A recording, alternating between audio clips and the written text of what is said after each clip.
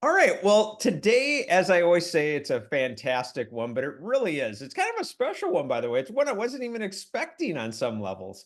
Today we have an actor and his wife, by the way. I want to say that as well now. And first of all, the actor, this gentleman has been in more movies than almost any actor in America, as far as I know. His amount of credits is it's actually off the charts. He's an Academy Award nominee. He is one of my favorite actors, and I'm not just saying that. That is the truth. The man is incredible at what he does. And he's also here. And by the way, it's Eric Roberts. Eric, welcome. Salute. All right. And also with Eric, as I said, is his wife, Eliza Roberts. And by the way, just so everyone knows, she is also an actress. She's a casting director. She was in National Lampoon's Animal House. So it's a real pleasure to have her here as well. So thanks for being here, Eliza. Thank you. Thanks for having me. Oh, heck yeah, without a doubt. Well, but you left out, she's a writer, she's a producer, Okay. she's a manager. The man loves his wife. It's obvious. I love it. Yeah. It's true. But I have to say, and Eliza's been wonderful to work with. I want to say that from my end. So that's been great. Okay. Well, here we go. So we'll start off. Eric, look, I interviewed Mariel Hemingway, and I also happen to know her. And we talked about Star 80, and we were talking, and I was like, what was that like to work with Eric Roberts? Because that role, you encompass it to a point that it's downright scary. And she said that it was intense even for her. Like, there's moments in there that are, as a viewer, it's almost hard to watch it. And it especially like, when she's in the bed, you're in that bedroom scene, you're like, it's almost like you're raping her or whatever. How did you go to those places? I mean, really, as an actor, how did you get there? Well, that's a big question. But that's why I'm here. Actually, I had this incredible leader. He was the writer-director, Bob Fosse.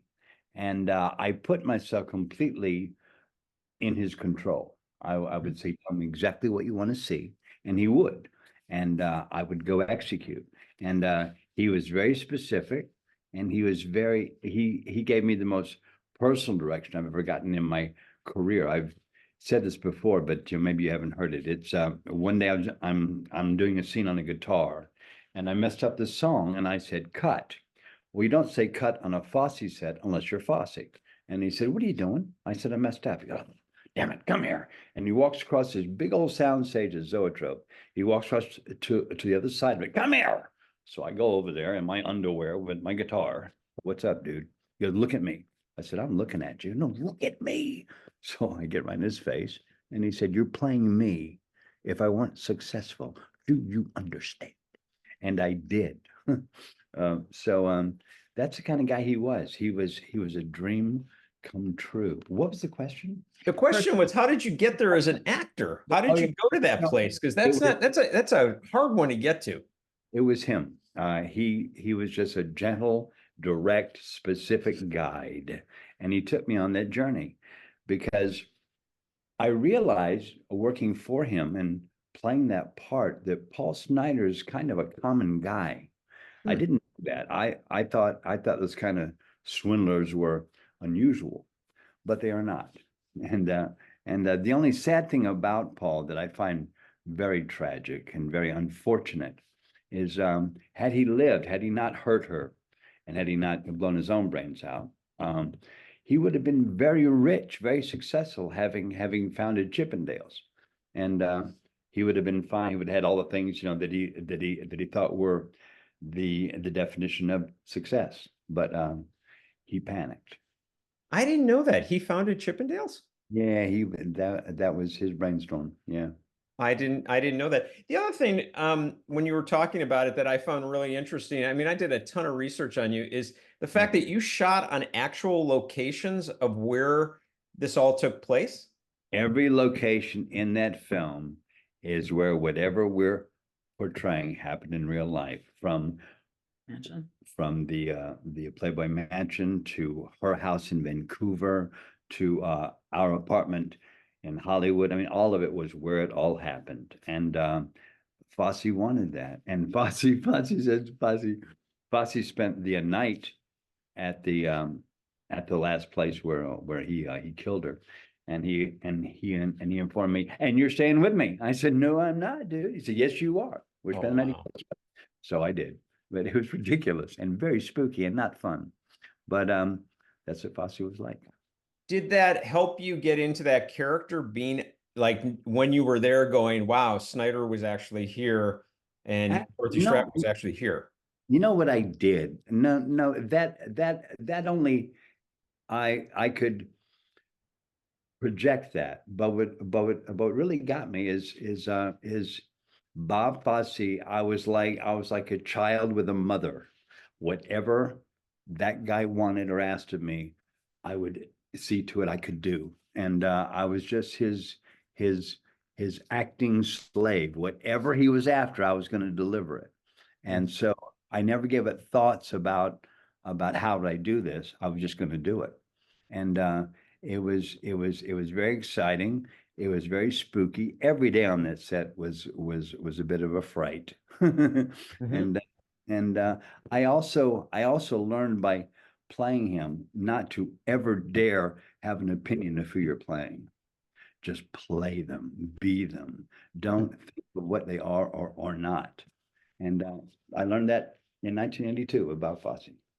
That's very interesting. And Mariel Hemingway, who your performance dominates so heavy, it's so, like I said, petrifying, that I think often, Mariel on the other side, who did an incredible job in giving off the essence of Dorothy Stratten. How was it working together with her? Did you get to know her ahead of time, or was it just day one, you guys are standing there and you're going into the shot? Well, the great thing about Bob Fosse is he came from the theater. So we had 2 weeks of rehearsal before we ever did anything else. Wow. He also wrote the script, so he was also rewriting as we rehearsed. And she is not given enough credit because my part is so splashily horrifying that she's not given enough credit.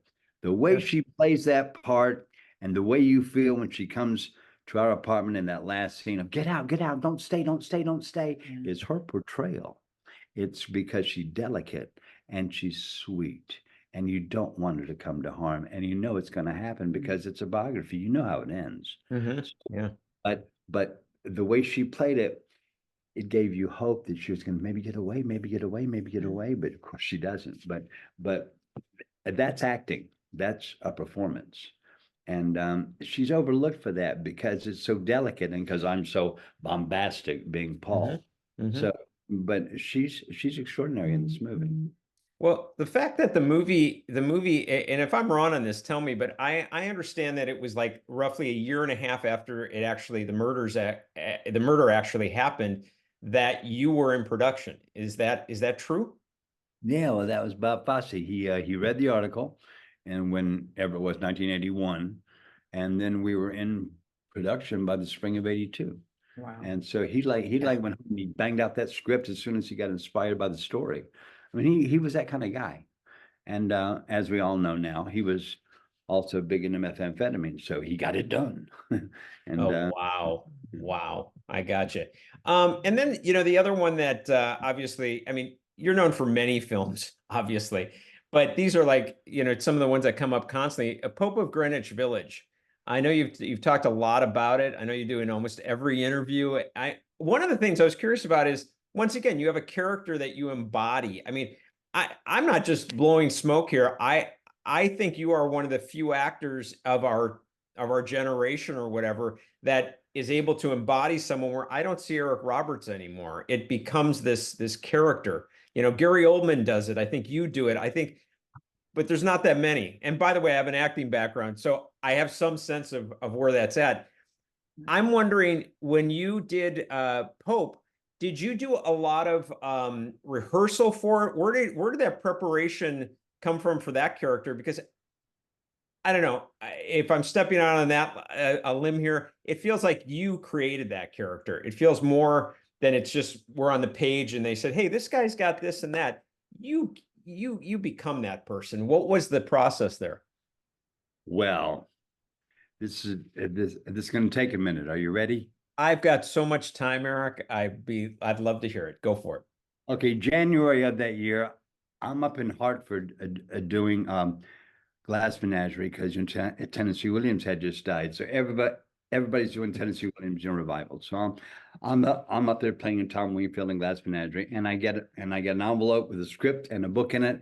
It says, read both of these and pick apart Paulie or Charlie from the producers, Koch and Costner.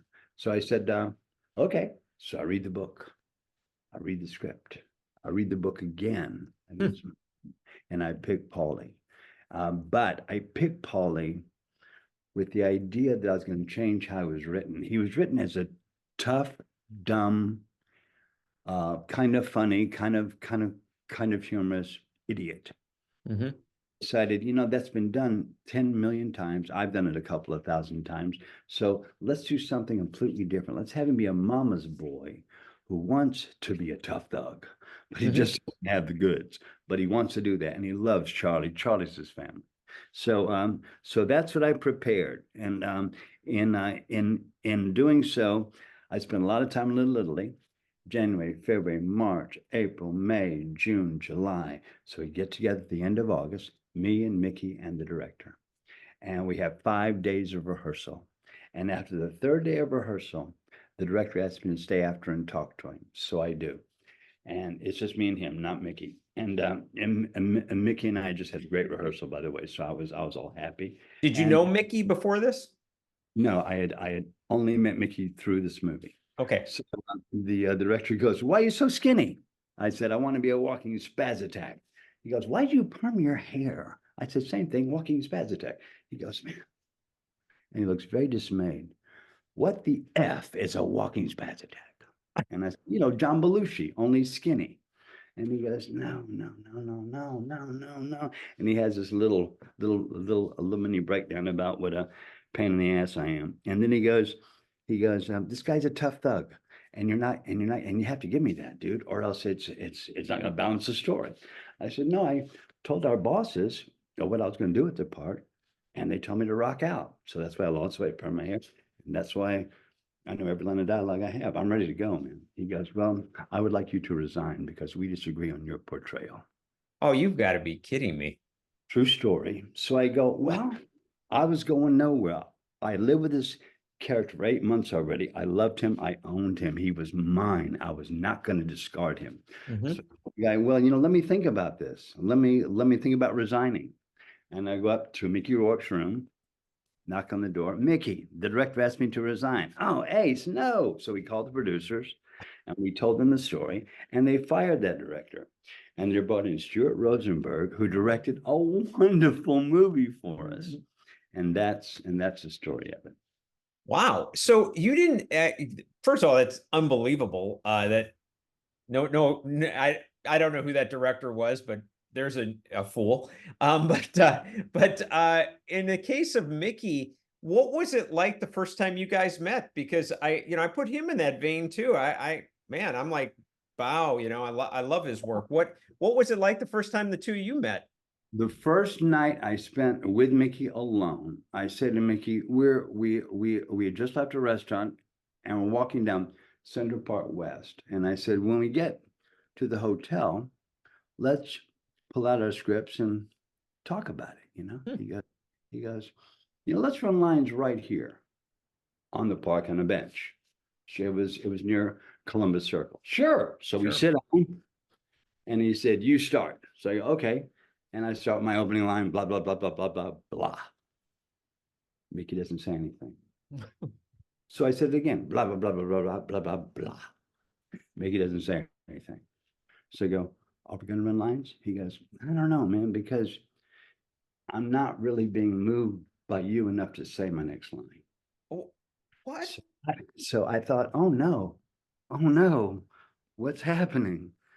So from that moment up to we wrapped the movie, I never got out of character.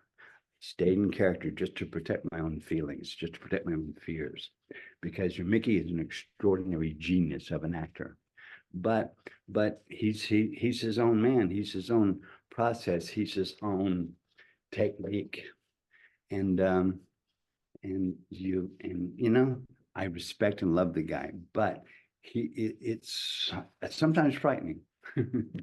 Is it Sometimes- hard? Is it hard to work with him in that sense that I mean, you know, that you don't know, or I mean, No, it's just you have to be aware that that's what you're dealing with, and then you're not surprised, because a lot of actors go in and out of the work as they work with you. Mhm. Mickey's a real actor, and he stays in what he's doing for the whole process.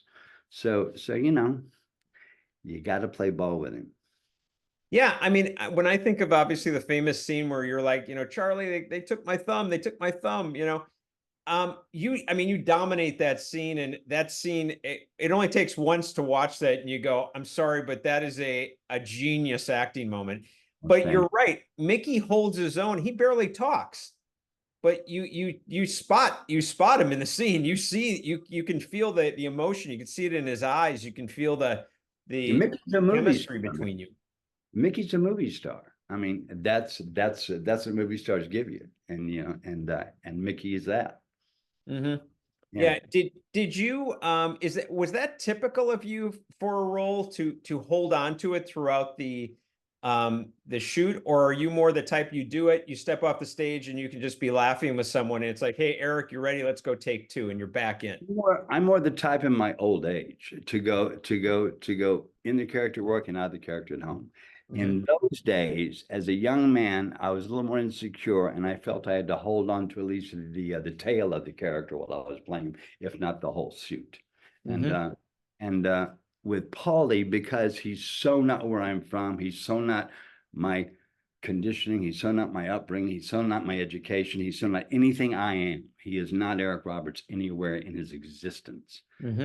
I had to stay in character, and by doing that, that was my relationship with Mickey, and so it was just those guys, Paulie and Charlie, and they loved each other, and I thought we conveyed that rather well as a team.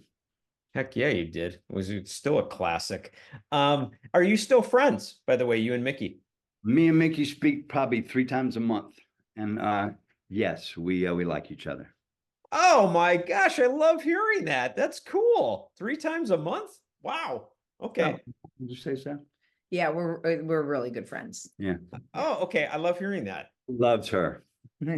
He loves you, Eliza. Yeah. Well, hey, let's segue over to Eliza for a second. Eliza, couple things. It sounds like you met Eric after he was in this space, because otherwise you'd be meeting him when he's completely in character. Yeah, you know, might have been a bit intense.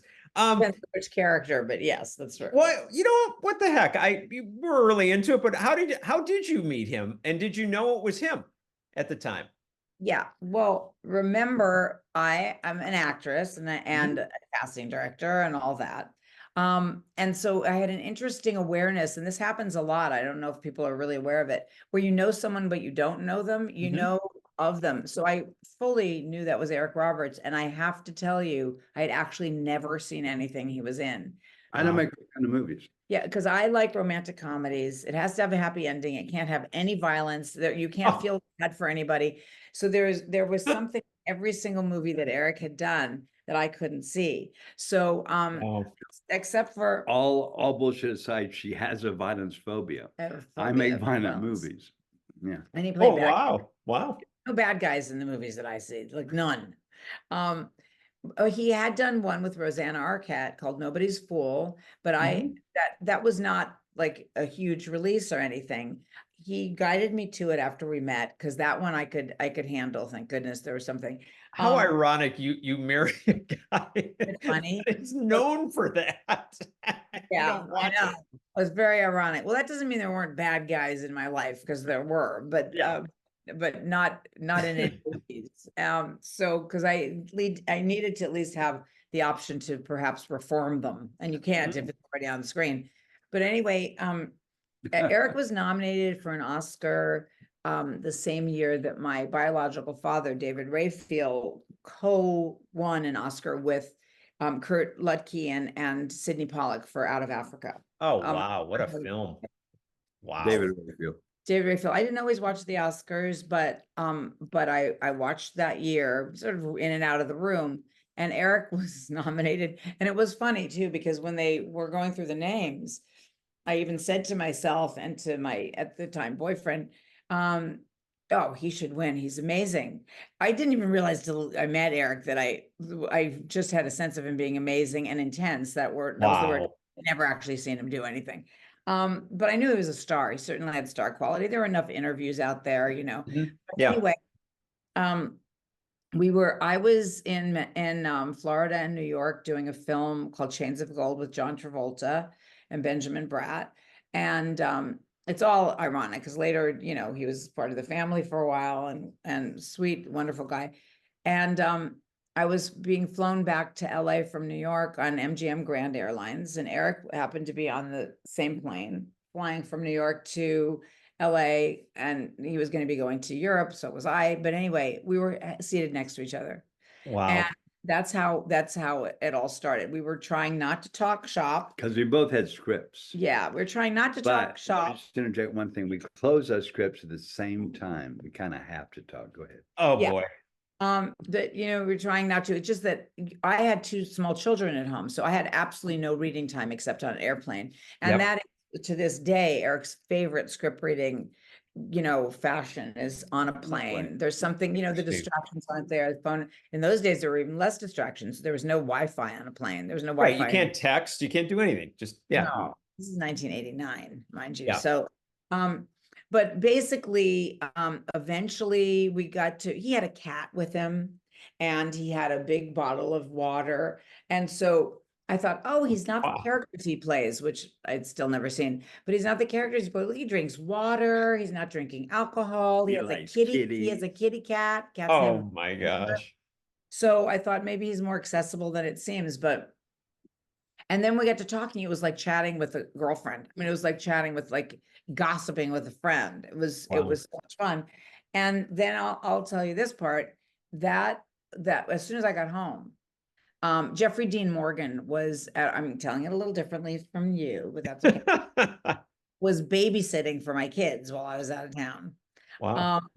And as soon as I got home, I had to rush off to do a performance of a play. And Jeff came out with one of those giant, you know, phones, cordless phones that used to have with the antenna that could kill somebody. Oh, totally. Totally. Like, Liz, but you have a phone call. I'm like, I'm going to be late for the theater. I got to go. Who is it? He said, because in case it was something about the kids. He said, it's Eric. And I was like, I don't know anybody named Eric. He covers the phone. He says, this sounds like Eric Roberts. And he knows I'm talking to you. He's going to come kill me if you don't get on the phone. I'm getting on the phone. I'm not going to lie to Eric Roberts all of a sudden. So I was like, okay. And I take the phone and Eric says, come visit me on set. I'm on set. He had no idea where he was. It was a Sunday night. There was no email of a call sheet. I was in downtown Los Angeles. He was in downtown Los Angeles, which was impossible to navigate. But I didn't know that. And I knew his agent. I was a casting director, so I knew his agent. He's like, call Cynthia. She'll tell you where I am. And I was like, I don't do that. But I did. I called her through the answering service. I mean, it makes us feel like, oh, totally. I know. I remember all this. Yeah. And she's like, what? And I said, yeah, I just met Eric Roberts on a plane. I'm going to do a performance. She knew the play I was in and everything. He wanted me to come say hi on set. She's like, I don't know where they're shooting. I said, downtown. She's like, I don't have, it's all in my office. I mean, can wait till Monday. I'm like, apparently not. But she kind of half figured it out. I literally went driving around downtown the whole time being like, what am I doing? I found trailer.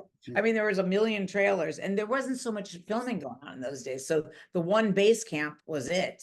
Right. And really, we just were friends for a while.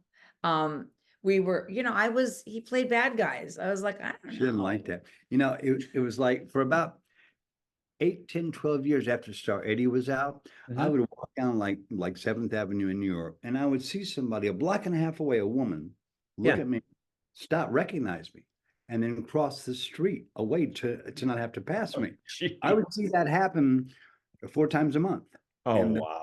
so that's how women looked at me for many Yeah, years. you can only take gorgeous bad boy so far. I mean, you don't want him to really be a bad boy. All right. Yeah, no, he's the real deal. Yeah, in that You part. want cute and like maybe a vibe, but it's not supposed to go as far as you felt like he could go. So yeah. That's how Wow. That's All really Fosse's cool. fault. all about Fosse's All fault. about Yeah, Fosse's fault. it's good. Wow. Well, either way, it was exceptional. That's a cool story. So I'm going to stay on Eliza for a second because I mentioned this earlier. Eliza was in Animal House, and which by the way, I want to tell everyone, until I started studying Eric, I didn't put the two together. And then I'm like, oh my gosh, this is wild.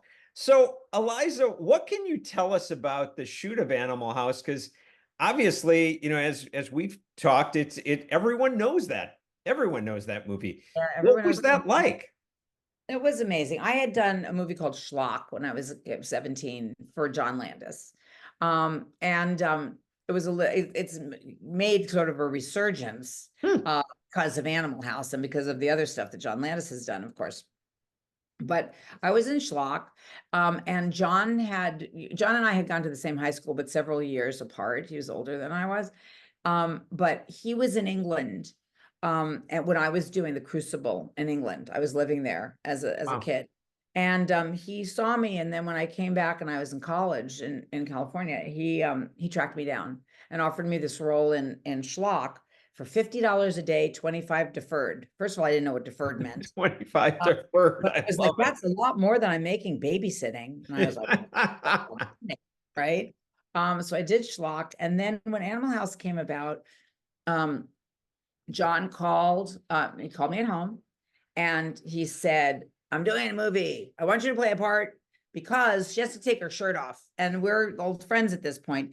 And for the auditions, he said, you have to have a secretary in the room and the girls come in and they have to actually take off their shirt. And he said, I am so uncomfortable with this. I cannot stand putting these girls through it. And you're my friend. And so like, John's a cool guy. You don't have to audition. Yeah. He said, that's fine. I should tell you I'm pregnant because I was pregnant with Keaton Simons, my son. Oh my gosh. And I said, so what are you shooting? I hope tomorrow, because otherwise, like, he's like, okay, I think it'll work. Let me call you back. Then they pushed a little bit, just like a month. And he said, are you showing yet? I'm like, well, just pretty much in the boobs. So I don't know. And he said, and remember his wife is Deborah Duhlman, the most brilliant costume designer in the history of the world. Wow, how ironic. So he said, you know what? I'm going to write a different role for you. And Deborah will dress you because you're still going to be a college co-ed. And we'll figure out how to cover the pregnancy. And let's just do this. And so Lisa Bauer's role, who was my roommate in it, that would have been my role. But anyway, so that's cool. That's cool. I didn't know that. Yeah, okay. That's and so off we went to location in Eugene, Oregon. I had morning sickness the entire time. And in those days, what they used to use to smoke up a room, like at the Dexter Lake Club. Yeah. So toxic. I mean, it was oil. It was oil. It was just. Oh, you're kidding. I didn't know that. Yeah, it was unpleasant to be around. So I'm already nauseous, right? And then like one of Jonathan's favorite scenes, of course, is the car crash when we were crashing into and he wanted to do it all in one take and not have to cut. And in the meantime, everybody's like, you got a pregnant woman in that car. Yeah, exactly. And he's like, well, put in some furniture pads. And Tom Hulse was so sweet. I'm sitting on his lap. I'm wrapped in furniture pads. And we're going to try to do it so you never see the fernie pads so that we all get out as if we just, Yeah. And of course we get out and you can see furniture pads all over the page. You can't not. But there was so many adventures. There were so many adventures throughout the entire shoot. 6 Degrees of Separation. In 1976, I'm doing a play at Joe Papp's Public Theater with a woman named Catherine Walker starring in it. At the time, her boyfriend was Doug Kenny. He wrote Animal House. He and I made friends. I told him a story that happened to a friend of my dad's named Ron Chewy about how they got a horse into a dorm. They tranked the horse in the dorm warden's bathroom, and it was an old horse. It died in the bathroom. It was over a weekend. So rigor mortis set in. So when the dorm warden came back on Monday, there's rigor mortis in the stiff horse in his bathroom. They had to cut the horse up in order to get it out. But the people who cut the horse up were the people they bought the horse from. So they fingered, the guy who bought the horse. So he got expelled. I told Doug that story, and he kept telling me over and over again, and he put it in Animal House. Oh my gosh, it's one of the classic moments. That is so cool. And then 6 degrees of separation. Then years later, I meet her. I meet Brunella. Oh my gosh, I love that tie-in. That is so cool. My gosh. So you must get asked this, or maybe you have it, whatever. But what about Belushi? What about he was, that's made him, like, launched him off the map. Honestly, what was that time like, having him around? Were you around him, or? Oh yeah, the rest of every us, day the rest of it was really camp. The rest of us stayed at a motel hotel type of place, in Cottage Grove, and we were all there. We were all working for very little money. We were all very bonded, very, very bonded. And John and Judy had a house. They rented them a house, and people were there a lot. Belushi was brilliant and so inspiring and so amazing. There were concerns, of course, because there was nobody else there who really was into any particular drugs or alcohol or anything. There were worries about him. And he's such a genius and such a sweetheart that, sort of went and stayed there, and there were parties, but it wasn't anything crazy at all. We knew that a lot of the people that got cast in that were going to do really, really well, like Kevin Bacon. And, it was just obvious this was the beginning, although it took a while. There was a whole period afterwards where we all laughed about the fact that we had made the studio so much money with this movie and none of us could get any work. But, it's good inspiration for other actors who are hoping things happen fast. They don't.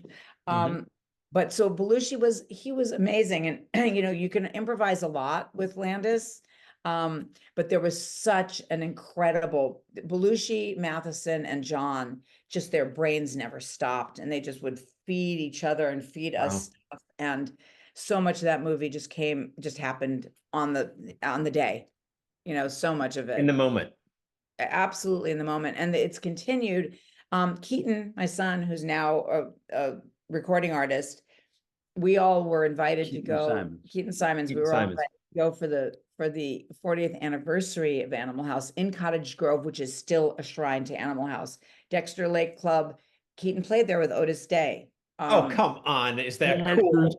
And they've continued to play together. The whole thing's unbelievable. Is that cool or what? And that was, seriously, that is so cool. He was a fetus when they played in the movie. Right. He was with them on stage with them as a fetus. Oh my gosh, that's so wild when you think about that. Eric and I have another connection too, because the horse story upsets me because I'm vegan, but we have another connection, around the time, within months of when he was doing King of the Gypsies with, directed by Frank Pearson, directed or written? Written and directed. Written and directed. Okay. I went to Star is Born, the Streisand one. The film that Frank did just before the film Frank did just before King of the Gypsies was made. And Frank had an attachment to each of us separately as like a young person that he really loved and cared about and wanted to see have a good life. And it was just, it's so odd that we both had a very similar relationship with the same person within months of each other, a million years before we met. There were so many things that were just meant to bring us together. 6 degrees of separation all over our lives. Yeah, it's crazy. I love that.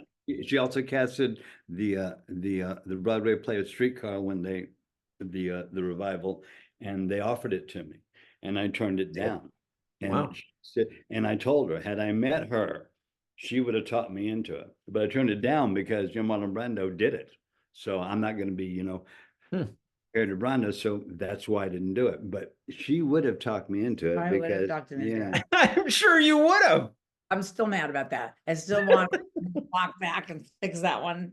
Because there is, except for Brando, there really honestly is no one else except for Eric who could have actually played Stanley Kowalski. No I one. can't play And many people have, and Mhm. Eric's wrong. And many people have, there is no, and I'm sure I know many people would agree with me because that's who they wanted for it. Mhm. There's just didn't need to be done by anybody except for Brando and Roberts. That's it.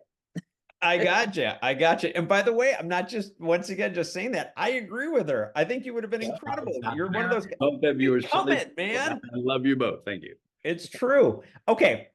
Great stuff, by the way. Thanks for sharing that. Okay, so we go from Animal House and we cut over to Runaway Train. Okay. Obviously the other big, I guess the big dog in the arena here. Once again, you play a character that I look at and I lose Eric Roberts. I'm like, who the hell is that guy? Where did you draw on him from someone when you were growing up, or what is that guy? How did you know that? That's amazing. Okay, go ahead. He's a combination of two people, one I'm related to and one I grew up with. I grew up with both of them actually, but one I'm related to. And one name is Adam and one name is Erwin. And they both talk like this, and they're both really sweet guys, and they'll love their mamas. And they both can be talking to trouble if you know how to talk to them. So, and I love both of them to death. I like still know them both. And Wow.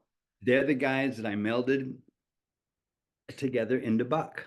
And Buck was one of my 3 favorite people I've ever played. Because he was 2 people I love very much that I put together. And what, I've seen a few interviews where you've commented on, you looked at this character and you were like, look, people are not going to like this guy. And so what did you do? Yeah. Well, here's the thing. The character was in for statutory rape on my character. Mhm. And the way he was written was kind of a guy who was kind of a fuck you guy. So, and he was a grown up. He was in prison. He was not a juvenile. Right. So how do we make that at least almost forgivable? And we have to do it through naivete. But naivete through this character had to be through education and through experience, because he was a man's age.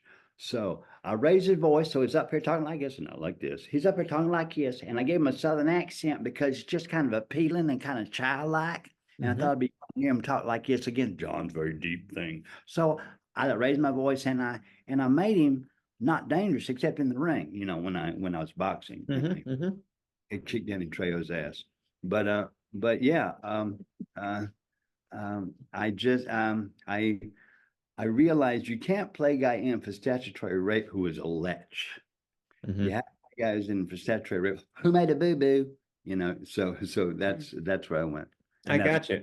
And what, but by the way, Danny Trejo, Trejo, apologies. Who I love, by the way. Yeah. How did that come about? That, because I did see he's the guy that taught you, right? The boxing. How did that come about? I mean, I don't know. It's just wild. We're looking at who Danny is now. We look at where you are now, and it's just like crazy. How did that all come about? Well, the original screenplay of Runaway Train was written by Kurosawa. Eddie Bunker got the 300-page screenplay by Kurosawa and was told, "You make this 99 pages. Go, you got a month." So he did, and he made 9 because he had served 18 years in Folsom Prison, so he knew all about prison life. He knew all about drug addiction. He knew all about drug recovery. He knew all about all the dark sides of that life, and he knew all about escape too, because he had friends who got out. So he wrote the screenplay. What was the question? I'm sorry. I would keep going. I was curious about how Danny Trejo comes into all of this. Yeah. So he was a friend of Danny's from prison. And he told me, now when they ask you who you want to box, he has a very deep voice like this. Now when they ask you who you want to box, you're going to pick the Mexican in the tattoo with a big tattoo on him. I said, okay, I'll do that. No sweat. I go in there. They line them up like 30 guys. They're all Mexican. They all have tattoos. She goes, wait just a second. I go find Eddie. Eddie, man, I'm in there with all these guys and they're all Mexican. I have tattoos. What do I do? He said, well, he's got a very specific tattoo on his chest of a boy in a sombrero. Wow. I don't really have an image of, but okay, boy in a sombrero. I go back, 30 guys lined up. I'm looking at them real close because I'm looking for tattoos. So, and I tell them, you got to take off your shirts, which makes me feel funny. A bunch of guys, you got Right. I'll do, boom, and they're all badasses, you know. And they're all like cut up and ripped up and cool and bad and absolutely dangerous looking. So I'm Bob. This guy has a little guy with a sombrero on his chest. I say, I want him to box. And what's his name? Danny Trego. And he starts to cry. And I said, what's up, dude? What's up? He goes, no, I just got out. Now I'm making a movie. It was so Danny Trejo? He was so moved and so touched that out of all these guys, I picked him because he didn't know Eddie had told me to. So he thought it was an act of God. And he was just, and so he and I made friends, and he let me look like I kicked his ass, and we're friends to this day. And I love Danny Trejo like I love my family. So you guys stayed in touch this whole time? Oh yeah. We've done so many movies together. And you know, we rescue animals together. He's a huge animal advocate. I didn't know that. He's the sweetest, kindest guy you'll ever hang out with. Incredible. I mean, I know about his taco stands and I know about his work, but I didn't know about the animal welfare too. That's cool. A lot of good vegan choices at all of his restaurants, by the way. But he's a huge animal advocate and such a wonderful person. We just adore him, and we see each other a lot, which is so great, you know. And he tells the story too. It's really it's the best. I love that story because look at where that set him off on. You know what I mean? You changed his life. I think he's the only guy alive who's probably appeared in more movies than I have. Wow, that's pretty wild. So obviously the other one in the mix, well, there's two, Rebecca DeMornay and Jon Voight. But first, well, I'll tell you what, actually, with Rebecca, what was she like at that time? Because you know, she's another one. Like immediately I think of her with Risky Business with Tom Cruise, but what was she like in this? Did you see Risky Business? Miraculous performance. Oh my God, we're all still. Yeah. Okay. Then they put her in this costume as a little cold shelter on a train, and they send her to set in like lipstick and false eyelashes with the cap. And the director, Andrei Konchalovsky, says, "What are you doing? You look like a beauty queen. You so blah blah." And he made her cry right away, tore her right up the first time. Wow. She's bawling like a baby. I'm sorry, I don't know what to do. Blah, blah, blah. You can't look like that. You can't look beautiful. You fall. Eat her ass up. Wow. And so we lost a half a day, and he kind of then, after she came back, was kind of unhappy about having to be not attractive. He kind of didn't shoot her well. He kind of didn't shoot her at all. He kind of just honed in on me and John. And you know, she was around, but she's peripherally around. She's not really with us, even though she's right there in the car. And so he kind of undermined anything she might have brought to it by not really filming her. And, you know, it's an interesting thing. We're still friends with Rebecca, and she's an incredible person, and her daughter. She's a cool chick. What's interesting is it's very much similar to what's happening now, where people are being cast or they're getting music careers, whatever, based on how many followers they have. So what happened was she was absolutely brilliant in Risky Business. It was purely organic and courage, but the unselfconscious courage and just the way she worked in that film. She was a huge part of why the film. Loved her in that. And so, of course, if you're going to cast a girl at that time, you want the most prominent actress of the time. And most actresses in those days were most actors also. The thinking was that strategically, don't be typecast, go completely against what made you popular. So there couldn't have been anything further from, you know, the Lana character she played in Risky Business. Like the antithesis. It's kind of urchin and the thing with, you know, dirty face and stuff. But sometimes it's a mistake to do that because it's just not going to come from you in the same way. And also, you do the casting according to who's going to be box office. That's going to lead to miscasting also. Mhm. So Rebecca was absolutely fine in Runaway Train, there was just too much engineering that went into that decision. And it was really a thankless position for her to be in, because it's just like the cast of Friends who then later, and Sex and the City, who then later went on to try to do other things. And people are like, no, go back. We just want Right. you. This is how we want you. Yeah. Yeah. And I think you have to stay somewhat connected to what has really connected you to your audience in the past. Mhm. And of course you can branch out, but you can't just cut it off, Mhm. So that was a situation where it was just kind of silly and could have been a better choice for everybody all around. But when you think of it now, it is kind of amazing. I mean, it's really basically a cast of 3 people. Oh, totally. You kidding me? That's like I said, there's 3 it's 3 people. That's it. Into a plate. Well, and we Good. do John Ryan, the Right, the, it's the great. guy who's head of the prison, the Right. warden. Oh yeah, yeah.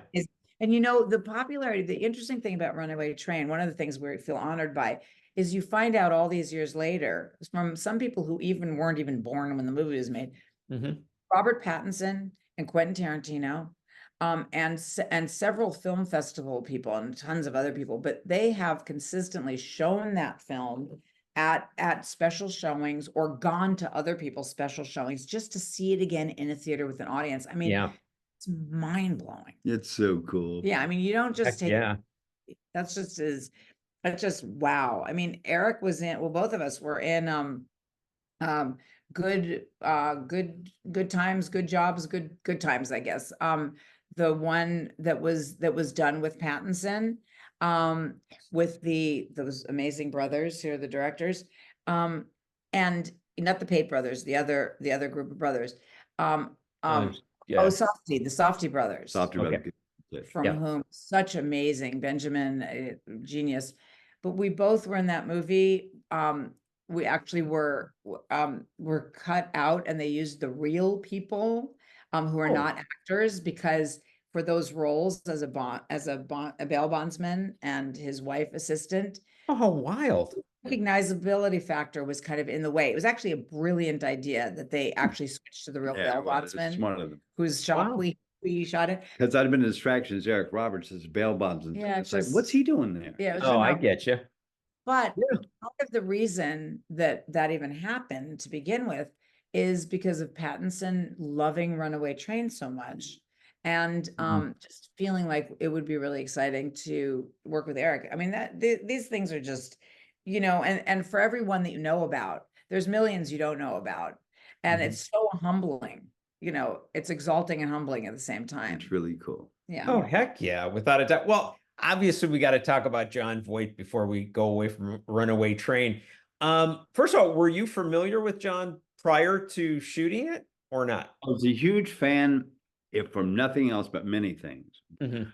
Coming Home is one of those performances that you see an actor play and you say, only that actor could do that like that. And he Yeah. kicked that performance out of the park. Oh my God, what a performance. And I fell in love with him over that as an actor. So I got to work with him. Great. I knew nothing about him. And the whole time he and I were co-stars, we only really dealt with each other through the dialogue and through how we're feeling that day, whatever it was, or through, what's for lunch. And, Were you staying in character? yeah, both of us. Wow. And it was not really an effort to stay in character. It was just our circumstances kind of kept us there. So we just kind of stayed in character. And I never knew his politics. I never knew his personal life. I never knew anything except the fact that he and I were partners, man. And we kicked its ass. And I would have loved to have been there when you guys were eating lunch to see those 2 characters. We didn't talk much. We were Wow. always together. We never were apart for 3 months. But we never talked. As Eric and John, ever, even though we didn't go out of our way not to. It just, our circumstances set it up, so that's what happened. Wow, that's wild. Did you do a lot of takes on that movie? That's one that I was curious about. First of all, you know who the producers are. If you don't, check them out, look them up, because they're They're two of the friendliest, cheapest producers I've ever worked for. Friendliest. And 2 takes, maybe, that kind of thing. Andre Congelasi, one time I remember it was a big, huge fight because 7 takes on a shot. What? My God! And everybody freaked out. Oh my gosh. Andre stood up, but I'm making a film, blah, blah, blah, blah. But it was, yeah, we shot that film. The time taken on the film was not the acting, it was the stunts, because yeah. Well, a lot of stunts. Yeah. You started out doing them though. Am I right on that? I did my last stunt I've ever done on that film. Here's what happened. I got in the Stuntman's Association because of Bob Fosse, because he said, I want you to hang out a 35-story window, because I want your face and the background, and I'm gonna go back and forth in the focus, so it has to be you. I said, what man. Do it. And they said, what are you talking about? No, he's an actor, he can't do that. No. But I said, well, then make him a stuntman. Wow. So they flew this guy in who swore me as a stuntman. I'm a stuntman, thank you very much. And I do. And then I got to hang out this window, which when they pull me in the movie, I threw up on myself, and it's real. I remember that, actually. I think I remember you throwing up. But anyway, so I was a member of the Stuntmen's Association. So I started doing stunts, and I even did they did it in slow motion, but I did a thing where I hit by a car. I did all kinds of stuff. And then I'm on Runaway Train, and I'm working with John, just stunt double, and we're on the train doing all the stuff, and I'm walking, and the train is going about 40 miles an hour. It is below zero cold. Yeah, it's a real train. That's a real, I mean, you can't fake that. Yeah. No, and we're like roped off. So if we lose our balance, we're not going anywhere. But it was icy. John stunt double was about 4 feet ahead of me, and I slipped this much. And I realized, wow, I could be off the train on the track if I weren't roped off. Oh my God, I'm not a stunt man. Get me out of here. Somebody get me inside. And so I never did a stunt again, because I realized I was biting off more than I could chew. Oh yeah, that's petrifying. So going in another direction, also a wild character. This one doesn't come up maybe as much, but Love Is Your Gun. Love is a gun. Love is a gun. Yeah. Kelly Preston. That's another character. You're like, who are you embodying there? That's another wild ride. Before I talk about that, let me talk about that shooting process. During that shooting process with Kelly and my wife, John showed up one day with Jet in his arms. Jet. John Travolta. Yeah, Jet was a kid. Excuse me, John Travolta, Kelly's husband. He shows up with Jet, and they're old friends, because she used to co-manage John. So he goes up to her. He goes, "Oh my God, Eliza, I was offered this awful violent thing. I'm gonna have to turn it down. Blah blah blah, because I have Jet. I have Jet now. I'm a father of a child. And that's gonna be influential. It's not cool. Blah blah blah blah." And she goes, "Who's the director?" He said, "Quentin Tarantino." She goes, "John, you got to do it. Got to do it. He's new flavor of the decade. You got to do it, John." John said, "I don't want him because of violence." She said, "John, listen to me." She talked him. I was there, just going back and forth listening to them. She talked him into making Pulp Fiction. Oh wow, Eliza, that's trippy. That's wild. True story. I mean, you literally shifted his entire career. His life. Yeah, exactly. I honestly don't like taking credit for that at all, because it's always many factors that go into any decision or any direction that anything goes. But I did, although I understood what he was saying, I did have a sense that he really needed to balance what was happening for him, which was Look Who's Talking, which I was involved in, and some other things. It was a no-brainer. He had to do it. And he could afford to do it, because there wasn't a lot of money in Quentin's movies for actors. It just was the wrong thing to turn down.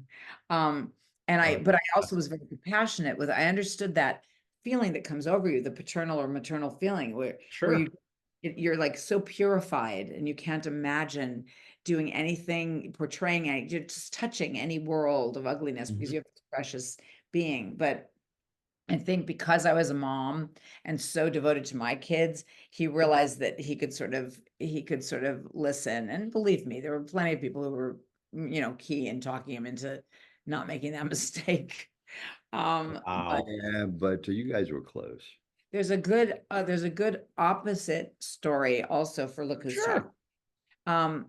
When we were casting the voice of Mikey the baby in Look Who's Talking in the Yeah. first, we figured stand-up comics, that would be right. And remember, in those days, prominent actors were not voicing, they were not doing animation, they were not doing commercials. There's no such thing as that. That meant people sitting at home going, oh, what happened to his career? You just didn't do that. But we knew that this was really a fun concept. And so but people were willing to audition because it was very different than acting in something. It was a disembodied voice attached to a different person. How was it going to work? Yeah. So we had amazing and very well-known comics do it. And it just wasn't jiving. Even they realized it didn't really work with the voice. And we started to think of actors who were also funny, but not comics. Right. And one of them was Bruce Willis. And so Bruce did it. He just did the audition, and it was absolutely amazing. But he said no. So, and as a matter of fact, I can't remember if he hadn't done the trial yet or whatever. We just thought of him. He said no.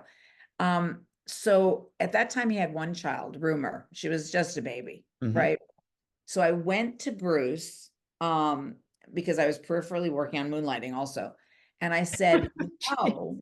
He's like, I'm not going to do this. I don't even get it. I mean, is it like a cartoon? Or, I mean, I'm not a voice actor. I mean, what, and by the way, the voice actors didn't work either. The ones who specialized in that, it didn't work. It was too tailored. And I said, look, you have a baby. So far, you're a huge star. There's nothing you've ever done that she'll ever be able to see until she's like 25 years old. Right. Good point. Die Hard or whatever, Moonlighting. I mean, none of it. It'll be, if it doesn't, either it'll be dangerous for her to see, because there's too much action, or just boring. She will love you for this. And you're great. I got back to my office, he had accepted the role. Wow. And, isn't that Huh? cool? It's really cool. Yeah. I love that kind of stuff. I love how that makes How's it going, man? Oh, you're really good. I can tell right out. Thinking as a consumer, just like you just have to think, instead of thinking like a person in the business, you have to just let it hit you. Just feel it and go with that. I happen to have a pretty strong voiceover background, by the way. And so I know what you're talking about. And I completely agree with you on that. And everything you just said about that is like dead on. So that was cool that you got Bruce to do that. Really cool. Yeah. So yeah, okay. By the way, I love these segues, and I've always loved that about this. That's why I just let it go. But love is a gun. With that character going back, what were you? Did you work up like an actor's bio, or who are we watching there as that character? Well, let me give you some behind the scenes first, and then I'll come back around to answering this question. I love it. Let's do it. That was a script offered me by an ex-associate of my wife's who she'd worked with and for. And he had romantic intentions about my wife, by the way. Oh, and wow. She was well aware of that, but she was fine with it. And they were friends. It was okay. But then he offers me this movie, and it's a role I've yet to play at that time in my career. And it was a very decent person. And I play very few of those. So I thought, okay, I'm going to play this part. But the girlfriend in it, I want to be her. Well, because he couldn't have her at a particular time in his life as a romantic, permanent thing in his life, he said, no, Eliza, nope. I said, well, when you will cast her in the movie with me, you can call me back. But I'm wow. And so it took about 3 days. He called back, okay, well, I'll let Eliza play the part. I'm like, great. And she steals the movie. And so it all worked out in every facet. And it's a movie I love because of the technical difficulty of it. Like I have a 8-page phone call. So good. And man, it's hard. and you got to keep it hot, because it's a phone call. Those can get old real quick. So are you getting that feedback when you're doing it, or are you just doing your own reacting? I did it Phone without the reactions. lines and coming through the phone. I just did it, through memorization. Well, you also were leaving messages one after another after another. Yeah, It was that's right. absolutely amazing, Wow. But it was similar to that message leaving that happened in Swingers. Yeah. John Favreau just keeps on leaving messages. That's right. Yeah, but this is like I hadn't thought about that. I could see that. And Yeah, you- I see the tie-in. Eric gets more and more desperate, obsessed, and psycho with all of this. And and the emotional journey. I mean, it's really a fantastic long moment. Very funny and completely not funny at the same time. Are you tapped when you do a moment like that? Are you kind of tapped out when you end something like that, or are you energized? Where do you end up as an actor? When you play those kinds of roles, that kind of energy behind those kinds of personalities, the end of every day is like the end of a really hard cross-country practice. Yeah. Like a Monday morning cross-country practice, you're hardest. It's like you're beat up, woo, you're tired, and you're also, but you're satisfied. You're like, yeah, I feel good. I feel tired. I feel good. I'm going to eat and sleep, and I cannot wait to eat. I cannot wait to sleep because I earned it. That's kind of how you feel it. But, Yeah. But yeah, it's exhausting. And but I love this project so much that when I agreed to do it, called Love is a Gun, because love is a gun. And I just love the title. And then A Love is a 45 was coming out, and they said, "Oh, Eric, we have to change the title. Love is a Gun, because Love is 45 is coming out." I said, well, love is, they're 45, love is our gun. So no, we have to change the title. No, we're not changing the title. It's to what love is. We're not changing the title. It's a great title. Yeah. So I have to fight to keep it. So I'm very proud of it, because what's it been, 30 years? Oh God, I hate to say, probably a little I more. think almost 30 years. Something I think you're right. Yeah. Yeah. What was it like working with Kelly? Kelly was the coolest, man. Kelly was a cool chick. Kelly was smart. Kelly was funny. Kelly was sweet. And Kelly had a very difficult part in this movie. Oh, geez, no kidding. In fact, it's the kind of part in the movie I would give to her because of her acting skills. I didn't know Kelly's acting skills. I knew her.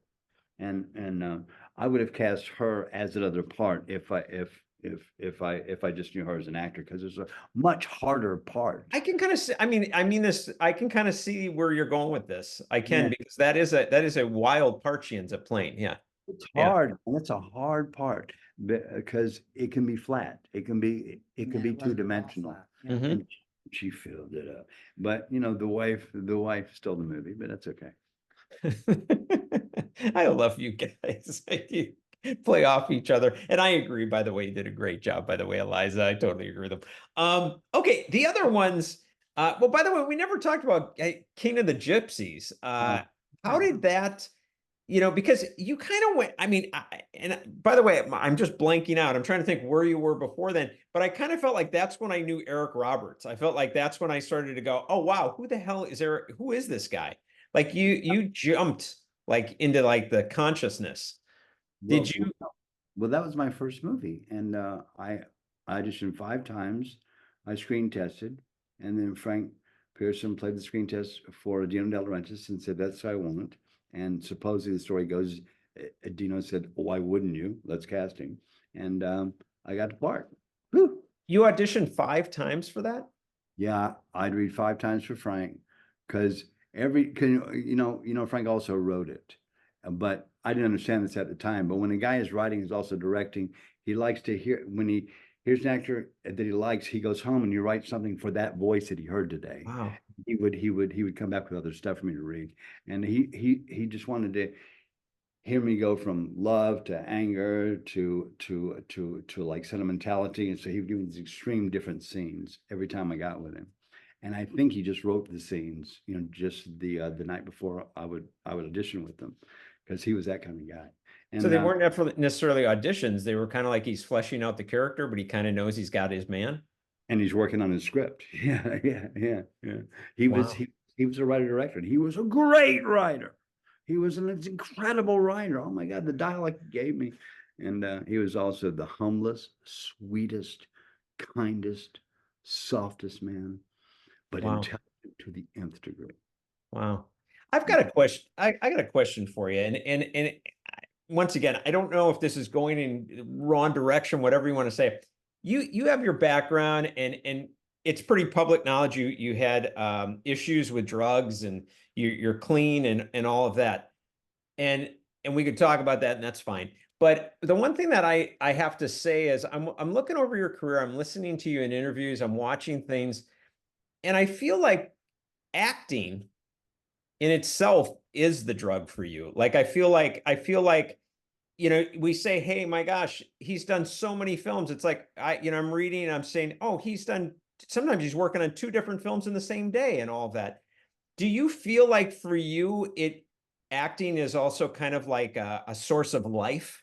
Like it's part of you, like you want it that much?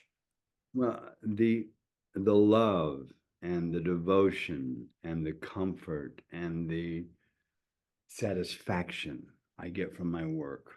It's the only place I get it besides in my love for my partner. Mm-hmm. My love for my partner is kind of the same stuff. Mm-hmm. It's the same place in my physical self, even in my heart, my stomach, my mind, about when I think and feel and go through stuff to either work or go places with her, do things with her. Mm-hmm. It's the same kind of difference to me. It's all those are what I am. Mm-hmm. It's relationship and my work. And I'm not terribly intelligent. I'm not stupid, but I'm not a genius. And so what I have is what I need to have. And the work holds my whole life up personally. This in love, relationship I've had for 32 years. Mm-hmm. I can't fathom what I'd be without it. In fact, it upsets me to contemplate it. Yeah, no, I found that really interesting. I'm watching you, I'm reading about you, and I'm thinking to myself, there's so much more at this than just, oh wow, he's an actor. No, it's far deeper than that. The two of you remind me a little bit of the relationship of like Robert Downey Jr. and his wife. That Mm. same kind of like it all encompasses, love and acting. It's just that's very cool. Well, let me ask you 2 other projects, and I saw you talk a little bit about, and I was curious. 2 projects. One was Righteous Gemstones, which you killed it, by the way, and The Dark Knight. Those are 2 I definitely want to make sure we talk about. But Righteous Gemstones, I've heard you say it's my favorite. What did you enjoy most about that? Because obviously I love the show and I think it's tremendous. What did you enjoy most about your role and the experience? Junior on Righteous Gemstones was the most fun I've ever had acting ever in my whole life. Says a And lot. yeah, That's a that's a lot of movie appearances and a lot of plays. But it's because once again, he was a mix of those 2 guys I talked about. He was a mix of Irwin, he was a mix of Adam. He was also a little more premeditatedly unkind than both of them even know how to be. Wow. So that was injected, but his basic personality and his education and his voice were from my cousin and my oldest friend. Oh, is that cool? That's how they both sound. And they both come across kind of like badasses, but they're both not. They're both gentle, loving, what kind of guys. And I just love them both deeply. And so that's who Junior was. And what was it about the experience of being on the set and all of that of right? Because is that a large set, by the way? I mean, you get that impression as a viewer, like, my gosh, how big is that place? Biggest. Pretty huge. One of the biggest shows we've ever done. But Danny is it's an overused and abused word, so because it's so overused that it doesn't mean anything anymore. He's a genius. And when you work with those guys, with somebody who's a genius who hands you a script, you go, "Oh my God, look, Eliza, look at these, look what I have! Oh my God!" You're so happy. And 2 things when you work with a genius: that you're not one, and that they are so hard to find. I've met 2. Wow. He's one of them. Is the other one Fosse? I think so. Yeah. Yeah. And he's just the coolest cat because he's also so unpretentious. He's not pretentious. He's not. He doesn't love himself. He doesn't have any of the issues that most young gifted people have. Wow.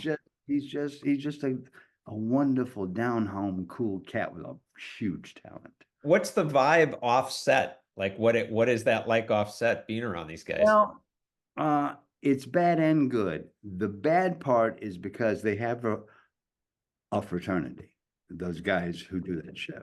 Oh yeah. And so you're not in the fraternity. Invited, and it's kind of clear it's a closed fraternity. So you're like, and you kind of knock on the door a little bit and like you can't come in. So wow. So that was kind of disappointing because I really wanted to dig in and hear them do stuff here, but I was not privy to that. But they were very good to me, and Danny said this thing one night to me that embarrassed me because I didn't know how to respond. He said, I'm good, and I know I'm good. You were great, and he walked away. I'm like, that is an awesome compliment from him. I know. I mean, seriously, man, I think he's so, I mean, I say underrated from the standpoint that I don't think he's gotten his true glory yet. Because I think he will though. It's coming. Okay. Yeah, he's so worth it. And John Goodman, had half my scenes with at least. The most giving, the most loving, the most talented, the most prepared, the kindest. Yeah. Oh, I love hearing that. It's the only actor I've enjoyed working with, probably more. Oh my God. I'm biased. All right. So then we talk about The Dark Knight. What now? I saw you in an interview where you said that they shot that at the old Zeppelin warehouse outside of Pinewood, and it's massive. They created Gotham. What was that like to walk into that and see it? That was half right. They told us we were going to shoot at Pinewood Studios. That was a lie. That was to get everybody else off track. They shot at the old Zeppelin hangar, which is 30 miles north of London. It's been closed ever since there was no Zeppelin, which I think is 1919. Oh my gosh. They opened it up again. It's like 3 football fields wide, about 3 stories tall. It's enormous. Oh, that would have been wild. And you walk in the doors, and if you're a movie geek, you're in heaven. I am. And look, you're gonna love this story. So I open the doors. Oh my God, it's Gotham City with electricity, everything but water. Oh wow. Water, but it's got everything you can imagine: the streets, the buildings, the wallpaper, everything. And it's just, if you're a geek, you're in heaven. Oh, that had to be wild. Yeah, it was special, dude. It was really, and I look back on it. It's a memory that you can only share in words, but the feeling you got of being a 6-foot tall little man in this huge space that was all in costume as a space, and it just made me love my vocation. I mean, seriously. And what about you play was it Sal Maroni? Was that the name of the character? Yeah. Mafioso. Yeah, mafioso. Now, we think of like, I don't know, Sopranos, Goodfellas, whatever. We think of, a mafioso, whatever. Where did you go with that though? Because it's The Dark Knight. We're still talking Batman. It's a little bit slightly different vein. Did you incorporate that, or did you treat it like I'm going to play a mafioso guy? I don't know how to answer that question because, to be quite frank with you, I don't remember doing homework on that script. Interesting. What I do remember is a feeling in it, having a great time portraying it. And while I'm acting in a scene one night in the nightclub scene, we're doing it, it's underway, lights, the extras, me, the girl, blah, blah, stuff, and I'm doing my thing, and I hear over his megaphone, "Cut! Wow. Eric Roberts," it's over megaphone. "Eric Roberts, don't be funny." My favorite direction I ever got from a genius. Don't be funny. I reveled in that direction. So I played the next take much straighter. Wow. Wow. Okay. All right. We were talking earlier about all the films you've done, which I could never in a million years name them all but you've done them in all these different parts of the world. So what did the two of you, it sounds like the two of you made an actual decision together as like a team to say, let's go do this. Let's just do it. Let's just go do films all around the world. Is that true? Or was that just like, We answer that very differently, the two of us. yeah. If Eric wants to answer it, he can, but you've sort of answered it. You go. The answer to your question is yes. Basically, I grew up in this business, so I learned a long time ago that you can't completely entrust your entire life to representatives. And as time has gone on, the confusion has gotten even more severe as to whether an agent thinks that they represent you or whether you represent them. So, well said. Yes. And in casting, I learned, I talked to so many the biggest do this, managers and agents who would brag about the various roles they turned down for their clients. And I thought, oh, wow. So if you could build a resume out of the work that you didn't do, and I always thought that was incredibly obnoxious and very misguided. It's gambling. I mean, if you're going to do only major top drawer stuff, you don't know what's going to happen. You can put your heart and soul for 3 years, including post-production, pre-production, whatever, do something. And then it doesn't get an audience, and it shouldn't get an audience, just didn't work. And I mean, then what do you feel? So there's one thing about also giving back. I always say to people, when in doubt, give. It's the best drug in the world to put a smile on someone's face, whether it's a person, an animal, whatever, a baby, an old person, doesn't matter. Yep. And, people are always making films, and we need to reconnect as actors or as anyone to that first time we heard the words, "You got the part," where we thought, I never want to stop doing this. I just, all I want, right? Yeah. And most actors lose their connection to that very early along. Oh, big time. Yeah. And the bitterness sets in and the depression sets in, and people are like, you have the whole world. My dreams have come true in your life and you're miserable. Get out, make room for someone else. And you get to that crossroads. And we noticed that our agents they were shunning us for saying yes to certain things. A lot of times if it was a favor to somebody, they were dying to have Eric in it. And we were like, yes, we want to do this and make people happy. And also they were not bringing us stuff.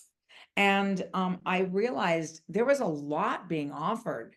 There was a tremendous amount being offered. And some of it, there's just a little gem in there. Yep. And I said to Eric, I want to get in there and see what's going on, because I'd never been on the representative side. And sure enough, the second I had the opportunity to do that, there was all this work. And we, in our hearts, felt the same way we did when we had just started out. Yeah. It was exciting. You get into it because you want to be wanted. I mean, come on, that's that pathology. Oh, come on. Yeah. Sorry about that. And it's so cool to have a stack of scripts on your desk that all want you next week. Oh my gosh. That's pretty wild. Right. And then the joy that the people feel and whatever. And we were talking about when we weren't, talking in this. Yes. Yesterday we did a movie. It's May now, and it was a Christmas movie. And we got to be at Travel Town in the trains decorated for Christmas. And then outside in this beautiful weather, sunny, but cool. And we just thought, and everyone was so happy to be there. And the people who were there at the park with their little kids. And we just thought, this is work. Not to overemphasize it or to make it a melodrama. Yeah. But it brought us both to tears. We're looking at each other going, isn't this neat? Wow. Because tired from traveling, tired from work, and we had a big day that ended very quickly, and suddenly, isn't this wonderful? And we both got teary. Oh, I love it. Happy to be who and where and what we're doing. Yeah. And I mean, we're not the type of people, we don't carry designer purses and do all that. We just don't even know that stuff. We're too busy with our kids and other things. I wear Air Jordan tennis shoes though. Okay. But we don't even know from that stuff. So if we were trying to make choices in our lives based on kind of status and how it looks and stuff, miserable. We wouldn't be us. I get it. So it, this other thing works. It's very basic. It also we have families, we have kids, we've been supporting people for a really long time. You can't do that and not work. I'm sorry, you can't. There's Right. mythology all around the whole Mhm. idea of who's wealthy and whatever. And the idea of being able to have work, that's something to be very, very grateful for. And that's it. And we act on that feeling, and that's what we're doing.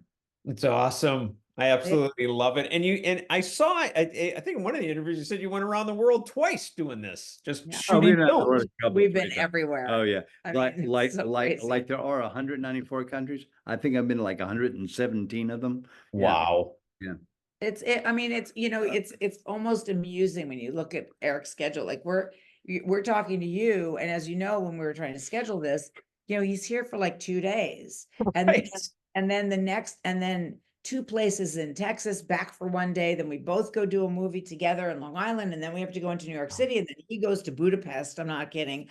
I come home, and then after that, and so that is hilarious. I mean, Yeah. it's not that it's always pleasant or easy, No. but it's mind-blowing. No, it actually is always at the worst a slight pleasure, and Yeah. at the best a wonderful adventure. Yeah. And because it's always someplace different, and also once you're recognizable, you're welcome everywhere. It's so neat. Yeah, right. There's I a love lot that. of going on here, definitely. Wow. That's pretty cool. As we wrap, look, I have to ask you this because I know my subscribers, my followers, whatever, I get comments like you wouldn't believe. They're all going to say, "Hey, wait a minute. Why didn't you ask about Julia? Why didn't you ask about his relationship with Julia?" Well, ask about Julia. It's going to happen. Yeah. So I want to make sure I ask it. So what is your relationship these days with Julia and obviously your daughter too, Emma? Yeah, we'll put her in there too. Well, I talked to their phone pals first. Listen, family is family. There's times Yep. that you're constantly in touch. Sure. There's times when you're just in touch for special occasions. Got lovely messages on his birthday, which is recently. Happy And birthday. nowadays you can see each other without seeing each other because everybody's on social Like media and all Yeah. that. We're very lucky because my daughter and her wife and their 2 incredibly adorable, very young children live across the street. Oh, wow. So we have that. Keaton, my son, is living in Nashville, and I'm very happy for him because that's been incredible for him.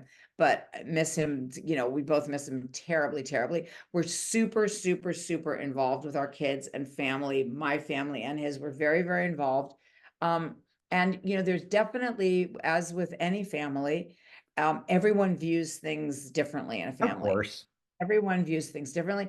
It's definitely sensitive because people come to us, not like you did, but people come to us really to get scripts or dresses or, this or that Yeah, to they want something. all Yeah. the super famous people in Eric's family. Yeah. You really can't do that. That's not part of the nature of our relationship. But when we don't do that, it's like, why not? Is something wrong? It's like Yeah. it's always an issue. And, Yeah. and Oh, I they're- can see it. in fact, they're like phone pals. And my sister has been 3 teenage children in her life now, and a career as a middle-aged superstar. So Good her point. life is not simple. Her life is not easy for anybody. Mhm. And so that's also what's going on there too. Wow. And obviously Emma's got, hey, by the way, how does that feel to have like your daughter go on and basically follow in your footsteps? I mean, and really do it. The same way it felt when a Julie hit. It's just satisfying. And it's just satisfying. It's really the only term I can give it because I believed in both of them always. In fact, I told her in our first meeting about my sister, and that was 32 years ago.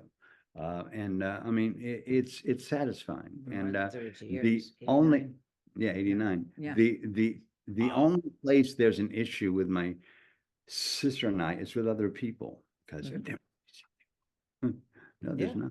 It's just it is what it is. I love that.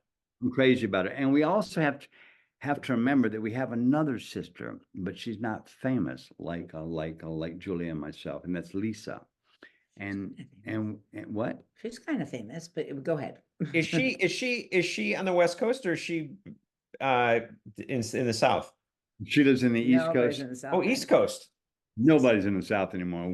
Oh, really? They're all, yeah, because Biloxi's where you grew up, right? No. No, No. the girls did some of the time. No. They never saw Biloxi. Oh, not Biloxi. I'm sorry. I was yeah. thinking of Smyrna. Yeah, go ahead. Sorry. No, Biloxi, I lived there my first 3 days of my life, and then on to New Orleans, and where I lived for several years, and on to Atlanta, where I lived for several years, and then London for a minute, and then New York forever. Okay. All right. I got you. Hey, by the way, I'm sorry. I missed one thing that I haven't seen you talk about in an interview that it was like a tidbit like that fast. And I was like, what did I hear? There was, when you were in the theater, your parents started that theater group that when you were a kid, but I heard in one of the interviews, somebody say it was sponsored by Martin Luther King's organization or something like that. What? Yeah, the Martin Luther King Foundation was partly responsible for my father's school financing. Yeah, sure. We had the only integrated school in the South for a while, and that's what attracted the King family to my father's school. And so Yoki, Marty the Third, Dexter, and Bunny were all in the school with us. I grew up with them, and also Yoki and I went to the same high school. We were both class presidents in the student council room every morning together, and we're just really close. And she was a big loss. Wow. She was So your family knew the King family close. I think I can do like this, and even in front of them, they'll say, yeah, like that. That's wild. I mean, literally in some interview, I remember somebody asked you something and it blew right past it. I'm like, wait a minute, we're talking about Martin Luther King. Like, how do you not ask that question?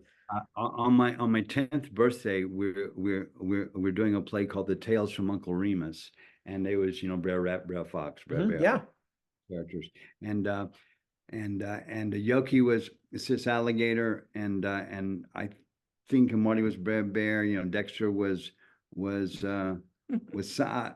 I forget who they played now, but they're all in the play, and it was my 10th birthday. So after the play, they threw me a surprise birthday party, and Martin King Jr. cut my birthday cake that day, and that was 1966. So.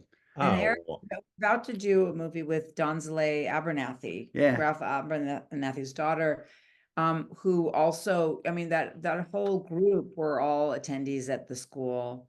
And this was like really family those families were really together as one big family. Yeah, we were tight. We were very tight. Oh, that's cool. That's seriously cool. Well, listen, you guys have been like incredible, fantastic. I've had a ball. I'm so glad that Eliza, you happen to be here and we were able to we all do it together. I just thought it was great. So anyway, thank you so much. I really appreciate it. And oh, by the way, do you have a book that is ultimately coming out or something like that? I read something about a book. Is that true? I read that too. We're working. Everybody can look it up online. We're working We on are working on a book. It's the hardest thing in the world to write a book about yourself, because you can't lie, because you're going to get busted if you do. So you have to tell the truth. It's so hard. Oh my God, I had no idea how hard this is going to be. And you go through a lot of feeling like, why would people want to know? I want to know Like, that. why would this be interesting to anybody? So that's a big part of it. But we are also working on it. I'm a reader, and biographies are one of the things I read. That's my favorite form too, by the way. Yeah. So in all entertainers' biographies all have the same kind of formula. It's all about a hard, trying childhood. And it all comes into a happy ending, but it was hell getting there. And I am so lucky. I am so fortunate. I am so lucky that I don't want to tell that story. Yeah. And I want to tell a story that ends with a smile, because my life has. Look what I have. I mean, oh my gosh, come on. Look at my daughter. Look at my grandchildren. Look at my sister. Look at me. Look at my wife. Yeah. I mean, is there anything I don't have? I will tell you, first of all, I'll tell you, I'll buy the book because I love your story. I think it's cool. The other one is, the fact that even when you say this, and even as I'm talking to the two of you, the two of you have been in the epicenter of the entertainment business of film, and your background, Eliza, your family, everything like that. But you're both so like normal, and you've stayed grounded, and you're real, and that right there's your gift. You know, you didn't go off the rails. Thank her for that, because my wife rescued me from when I was getting out of being a human being for a while. She pulled me back. Well, it takes a good woman to do it. Believe me, I hear you.